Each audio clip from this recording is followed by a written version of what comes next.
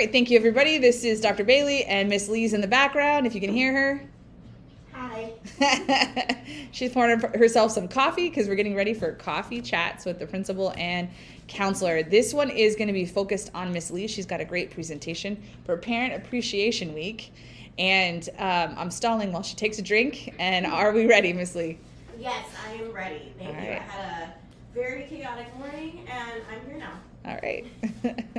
But I'm so excited to be here because we've been working on some, a little bit for our parents, because usually we do focus our podcast on, of course, students, and we're student-centered and student-focused, but you guys are literally part of the team, and we just really wanted to dedicate this today to you, and also a little bit of wellness, because you are also supposed to be mindful and have a lot of self-care infused with you. So I know that parents are very busy. As parents, it's no-brainer that your child comes first, right? But today we're going to talk about how you can incorporate these ways that I've listed while you can still prioritize caring for your child. And Parent Appreciation Week is this week, obviously, and the team has really focused on just drawing attention to you guys and making sure that if you guys weren't here with us at OCASA, we would not be as successful, because you guys contribute so much to our school, and we're so grateful for you guys every single day. All right, this is my little intro. I did put a lot of information on the slides. I always do that. I'm so sorry. So I'll just skim through it. You don't have to read every little thing. But as any time you guys have been on a plane, you know, parents, flight attendants announce that if the oxygen mask drops down, you should always first put on your own mask, then assist small children. Okay, this is a good parenting advice for life in general. Now, I am actually not a parent, but I am a parent because I do work here and I have many kids. So I totally understand what that feeling is, to take care of the child first and put them in your focus. But today we're going to talk about how you need to have your needs met, okay? All right. So take a few whiffs of parenting oxygen now and then, and it will help to rejuvenate you. Here's some self-care ideas that I've listed when you're running on empty. So we have physical self-care on the left and emotional and social self-care on the right. Now I know we all ideally want to do all of these things, but if you parents don't have that time to do so, just take, maybe 2 or 3 from each column and kind of go from there. Make with what you can do. Not everyone has a luxury to go get a massage or take a hot long bath, or if you're caffeine sensitive, maybe you can't have tea or coffee to help you, and that's okay. So you can do other things, right? Like you can go for a long walk with your child. You can pamper yourself by doing some yoga at home, or even doing like a face mask. Obviously, these are things that I do, so that's why I'm throwing it out here. And I get it, because my days are very chaotic as well. Like when I get home, I do not want to talk to anybody. I don't want to talk to, I wouldn't want to talk to my kid if I were to go home. I'm just like, please leave me alone, I'm done, right? But this is about how you can spend even 1 hour every night after work and get some time for yourself, okay? So share some quality time with your spouse. Eating right, and we're going to talk about that on the last slide with dopamine and serotonin. But food also affects mood, so trying to cut down on your sugars and processed foods. But also, if you just really need to get a greasy meal in McDonald's or like Jack in the Box late at night, that is totally okay, and also a form of self-care. I always try to say, fries can do a lot for your mood. And tacos. And I really like the Jack in the Box tacos. Those are my favorite one. Right? They're just... Yeah. And you know what? Next time you get the Jack in the Box tacos, get barbecue sauce and put it on top. It's so good. I do like barbecue and ranch on top of the taco. It's so good. My friend told me that. I've never not done that. Yeah. Okay. So let's talk about emotional and social self-care. This is actually, in my opinion, almost more important than the physical self-care part.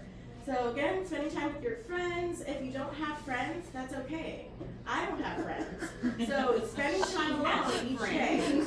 If I have friends, I don't see them. Okay? Have you guys ever seen that one meme go around where it's like, 169 business days until you finally see your bestie.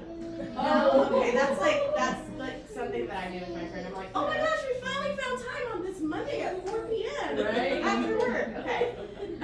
So prioritizing the activities that make you happy. So this is again about you. So if your child is making art or has a project or like making clay at home, we have a career prep project coming up that's due next month.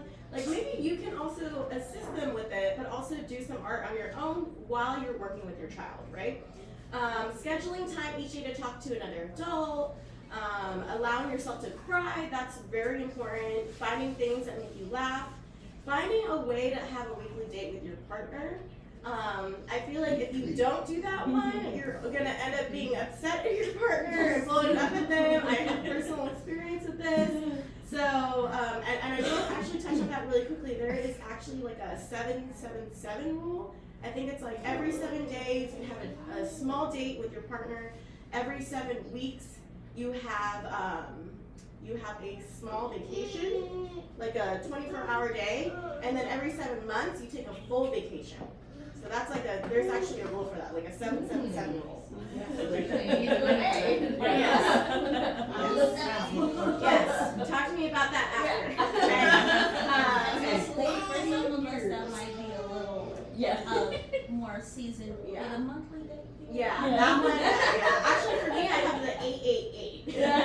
So yeah, spending time outdoors, creating art, picking up a new hobby, and then being flexible about social activities that you can work around your child's needs. So like if your child has a game or something in this city that you need to drop them off, like maybe while you're waiting for them, you can go like sit at a coffee shop somewhere or like go to the beach or walk around. Okay.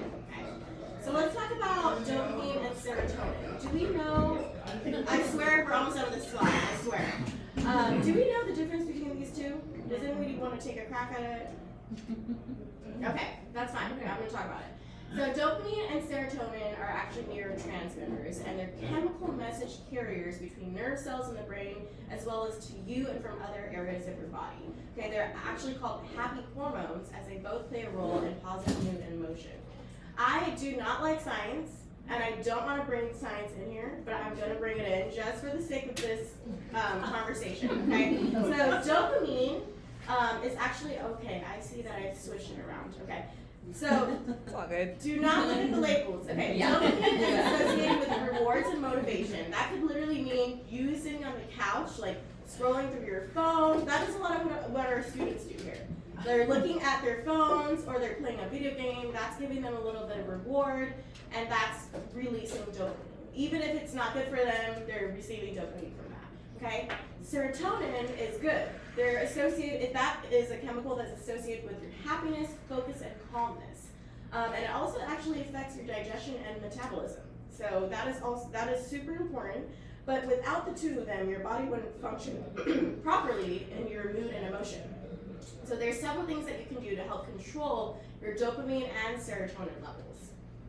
Okay, so again, a lot of information on this slide, but I'm just going to touch on the basics. So getting sunlight is going to be your #1 way to help regulate your production of serotonin. So if your serotonin level is low, go take a walk for 15 minutes and you're going to feel better, okay?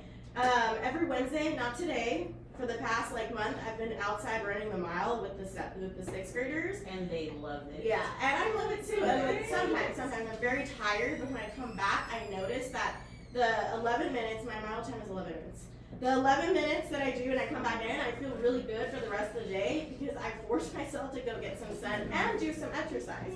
So by forcing yourself, you can actually feel better from doing it. It's like if you force yourself to go to the chiropractor, you end up leaving always feeling a little bit better, right? Eating a healthy diet. So eating foods that are rich in tryptophan, which is the amino acid that can be used to make serotonin. So there's actually foods that you can eat to boost your serotonin. So remember, serotonin is good, you want a lot of it. So you can increase your serotonin levels by eating turkey, chicken, eggs, and bananas. If you're vegan, you can eat the bananas. Okay. And I actually didn't know this, so I really wanted to include that part. And then getting enough sleep. So this is important for for your child as well, but who cares about your child today? We're talking about you. Dopamine and serotonin, you really want to aim for 7 to 8 hours of sleep every single night. That is going to make your chemicals boost up in your brain. Okay? Exercising regularly. Again, if you just want to walk for like 15 to 30 minutes every single day, that's totally fine. You're getting that sunlight in. And you're getting that stress level decreased. So managing stress, again, yoga, meditation, spending time in nature, avoiding drugs and alcohol. So I would say threw that in there, but you know, if you like just want to like wind down with like a glass of wine at night, that is totally fine and appropriate. You're legally allowed to drink. So again, but drugs and alcohol do disrupt the production of dopamine and serotonin, believe it or not.